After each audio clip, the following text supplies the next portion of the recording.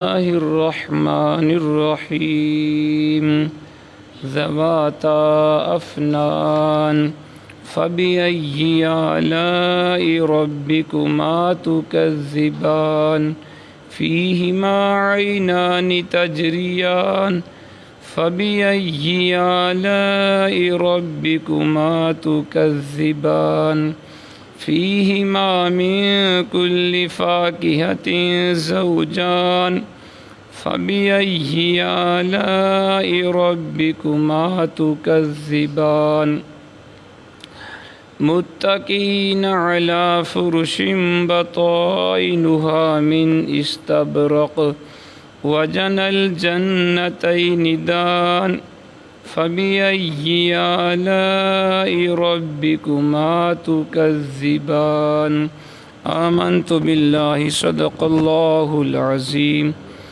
ذوات افنان دونوں باغ یعنی پھلدار ٹہنیوں والے ہوں گے فبأي آلاء ربكما تكذبان پس تم اپنے رب کی کن کن نعمتوں کو جھٹلاؤ گے فیہما ان دونوں باغوں میں عینان دو چشمے تجریان جاری ہوں گے فبأي آلاء ربكما تكذبان پس تم اپنے رب کی کن کن نعمتوں کو جھٹلاؤ گے فیہما ان دونوں باغوں میں من کل فاکہۃ ہر طرح کے میووں کی زوجان دو قسمیں ہوں گی فبأي آلاء ربكما تكذبان پس اے جن و انس تم اپنے رب کی کن کن نعمتوں کو جھٹلاؤ گے متکئین وہ تکیہ لگائے بیٹھے ہوں گے علی فرش ایسے بستروں پر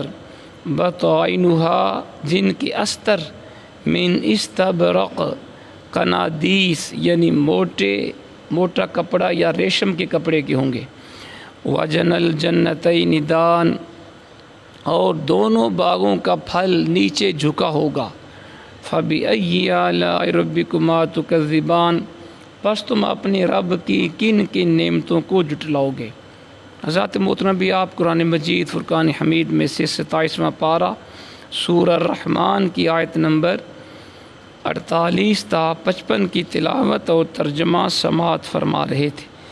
کل کے درس میں ہم نے پڑھا اللہ کریم نے فرمایا پہچان لیے جائیں گے مجرم اپنے چہروں سے تو انہیں پکڑ لیا جائے گا پیشانی کے بالوں سے اور ٹانگوں سے استغفر اللہ پس تم اپنے رب کی کن کن نعمتوں کو جھٹلاؤ گے یہی وہ جہنم ہے جسے جھٹلایا کرتے تھے مجرم وہ گردش کرتے رہیں گے جہنم اور گرم کھولتے ہوئے پانی کے درمیان جو از حد گرم ہوگا پس تم اپنے رب کی کن کن نعمتوں کو جھٹلاؤ گے اور جو ڈرتا ہے اپنے رب کے روبرو کھڑا ہونے سے تو اس کو دو باغ ملیں گے پس تم اپنے رب کی کن کن نعمتوں کو جھٹلاؤ گے۔ کل کے درس میں ہم نے ان آیات بینات کی تفسیر پڑھی۔ آج کے درس میں بھی اللہ کریم نے جنت کے بہاروں کا جنت کے باغوں کا اور جنت کے اندر جو پھل مشروبات ہوں گے جو نعمتیں ہوں گی اہل جنت کے لیے رب کریم نے ان نعمتوں کا ذکر فرمایا ہے۔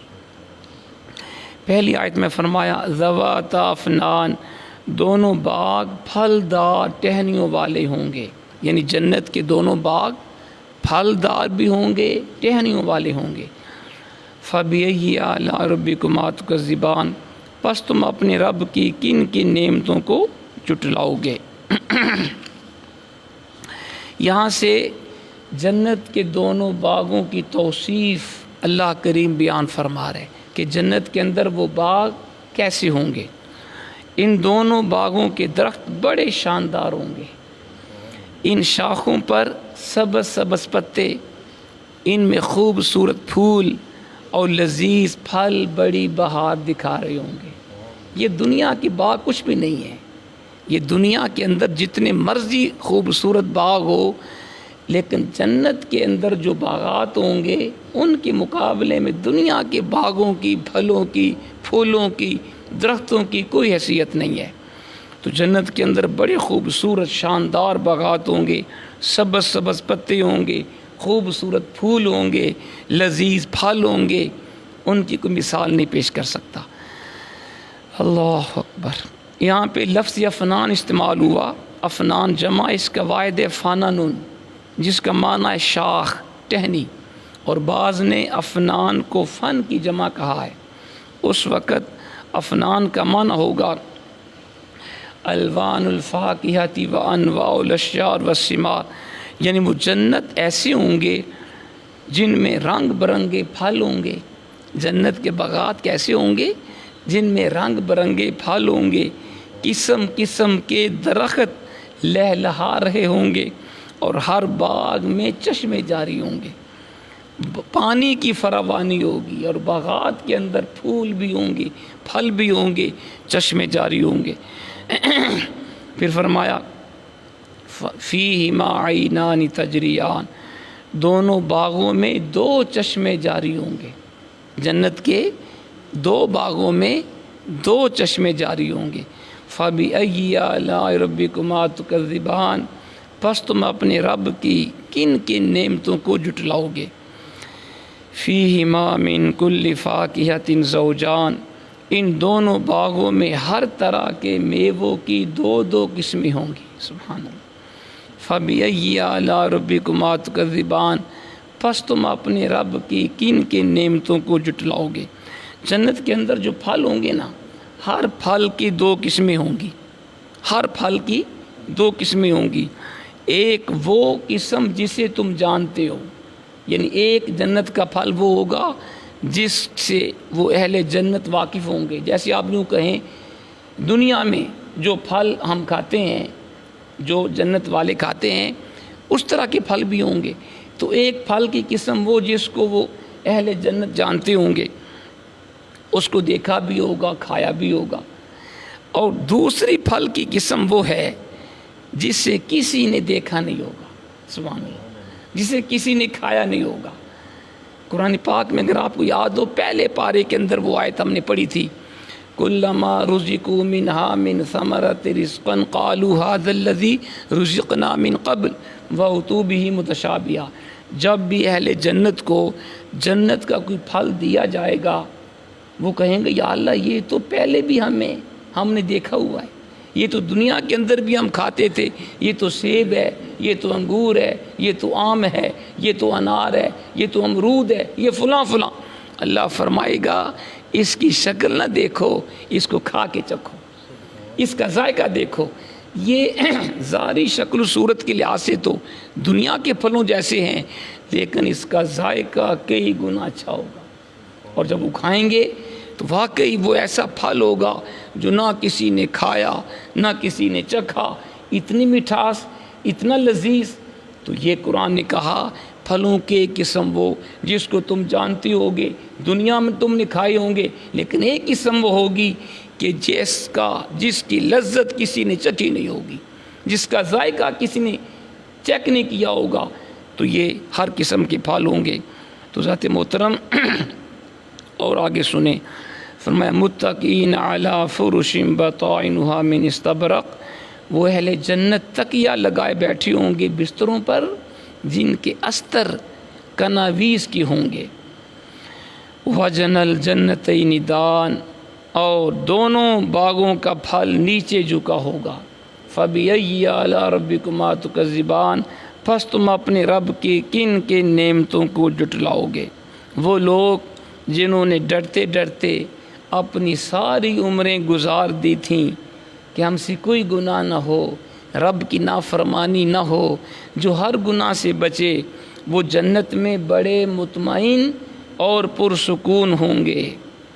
دنیا میں تو آپ دیکھتے ہیں نا، ہر بندے کے اوپر کبھی نہ کبھی پریشانی آتی ہے، مصائب آتے ہیں، مشکلات آتی ہیں، بیماریاں آتی ہیں، ہر بندے کو کبھی نہ کبھی مشکل سے واسطہ پڑتا ہے۔ لیکن جنت کی خوبی کیا ہے کہ جنت کے اندر کوئی غم نہیں ہوگا، کوئی پریشانی نہیں ہوگی، کوئی مصیبت نہیں ہوگی، ہر بندے کے دل میں اطمینان ہوگا، سکون ہوگا، سیٹسفیکشن ہوگی۔ تو فرمایا وہاں بستر لگے ہوں گے، جنت کے اندر بستر بھی ہوں گے جی، خوبصورت بستر جن کا استر کناویس کا ہوگا۔ استر کا معنی سن لیں، بطائن کا معنی استر ہے. استر اس کپڑے کو کہتے ہیں جو اندر کی طرف لگا ہوتا ہے. اور استبرق کا معنی ہے ریشم کا بنا ہوا موٹا کپڑا، اسی کو دیباج کہتے ہیں یا کناویز کہتے ہیں. تو فرمایا کہ جنت کے اندر باغات بھی ہوں گے، بستر بھی ہوں گے، ان کے اوپر ریشمی کپڑا ہوگا، خوبصورت کور ہوگا، اور اس میں بے مثل چمک اور گداز ہوگا. یعنی وہ پھل بھی ایسا جو کبھی کسی نے کھایا نہیں ہے، وہ بستر بھی ایسے جو کبھی کسی نے دیکھے نہیں ہیں. یہ لوگ ان پر تکیہ لگائے بیٹھے ہوں گے. یہ ہر فکر سے دور، ہر اندیشہ سے پاک، ہر غم سے دور ہوں گے جنت والے. پھر فرمایا کہ دونوں باغوں کا پھل نیچے جھکا ہوگا. جنا یہ اسم ہے، اس کا معنی یہ مجنا کے معنی میں وہ پھل جو چنا جاتا ہے. بتانا یہ مقصود ہے کہ جنت میں پھلدار درختوں کے خوشے اس طرح جھکے ہوں گے، ان کو توڑنا بالکل آسان ہوگا. کھڑے ہو کر بھی بندہ وہ جنت کا پھل توڑ سکتا ہے، لیٹ کر بھی، بیٹھ کر بھی. سبحان اللہ.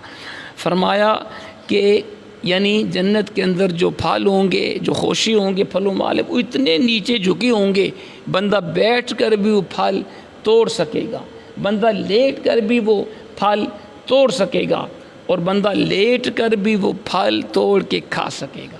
یعنی پھل توڑنے میں بھی کوئی دقت نہیں. یہاں تو آپ دیکھتے ہیں نا بعض پھلوں کے درخت اونچے ہوتے ہیں جی، جن کو توڑنے میں دقت ہوتی ہے، لیکن جنت کے پھل نیچے ہوں گے، جھکے ہوئے ہوں گے، بس آپ ان کو توڑ کے کھائیں گے. تو ذات محترم گزارش یہ ہے، ابھی انشاءاللہ آگے بھی یہ سلسلہ ہے. تو جنت اتنا خوبصورت وہ جگہ ہے کہ اس سے خوبصورت جگہ ہے ہی نہیں. آج ہم دنیا کی رنگینیوں میں کھو گئے، ہم نے سمجھا بس دنیا ہی دنیا ہے، یہاں پہ عیش کر لو. یہ دنیا کچھ نہیں ہے، یہ فانی ہے، یہ چند روزہ سامان ہے.